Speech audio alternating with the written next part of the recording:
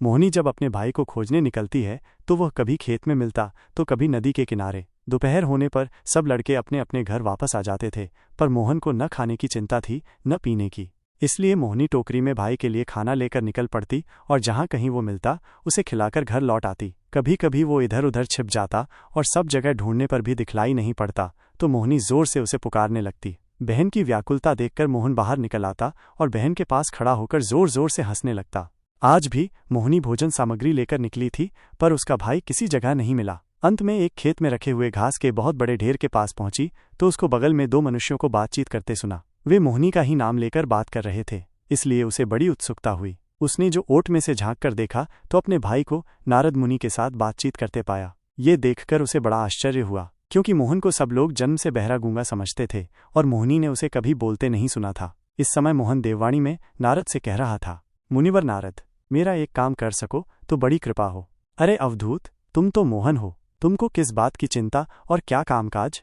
तुम्हारी बात सत्य है मुनिवर, मुझे इस काया और माया का कोई मोह नहीं है, तो भी एक बंधन मुझे भी है और वो है प्रेम का। मेरी बहन मोहनी को तो तुम जानते ही हो, उसका मेरे ऊपर अत्यंत स्नेह है, और स्नेह क्यों न हो, हम दोनों एक ही माता पिता की संतान एक साथ पैदा हुए और पाले गए हैं। तुम्हारी बहन मोहनी तो वास्तव में अपने नाम के अनुरूप ही है। बेचारी को न जाने कितने कष्ट उठाने पड़ते हैं, पर वो सदा तुम्हारे खाने पीने की व्यवस्था करती रहती है। तुमको तो इस विषय में कुछ प्रयत्न करना ही नहीं पड़ता, तब बतलाओ तुम्हारे मन में चिंता कहाँ से घुस गई?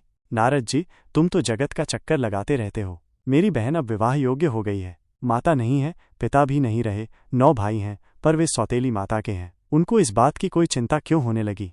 मैं ही उसका माँ जाया भाई हूँ, पर मैं तो व्यवहार से सर्वथा अनजान हूँ। मैं तो संसार को छोड़कर कभी का जंगल में चला गया होता, पर एक इसी बहन का मुझे ख्याल आ जाता है। बहन का विवाह हो जाए और उसे ठीक सा घर मिल जाए, इतनी ही चिंता है।